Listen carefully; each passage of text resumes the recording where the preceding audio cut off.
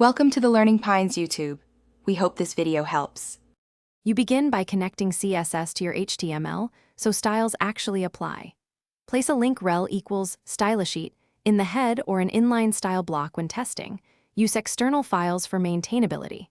Once done, ensure the file path is correct and refresh cache with Ctrl plus F5 to see changes. Make sure your HTML elements have class or ID attributes where appropriate.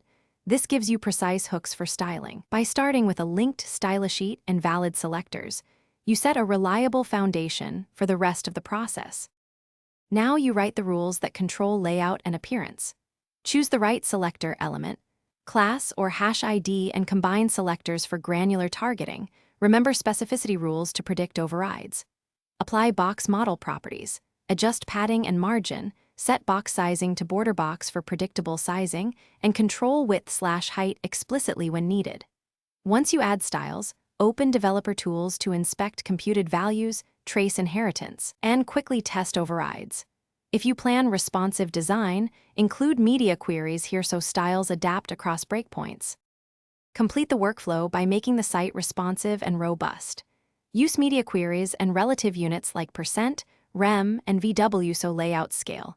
Once done, optimize performance by minifying and removing unused rules, and combine files when it reduces requests. Make sure you test across devices and browsers. If styles fail to show, first inspect specificity and cascade order. Then verify the stylisheet loaded in the Network tab and check for syntax errors. Finally, try disabling other styles to isolate the conflict and fix it quickly. Thanks for watching. Consider subscribing if we helped you.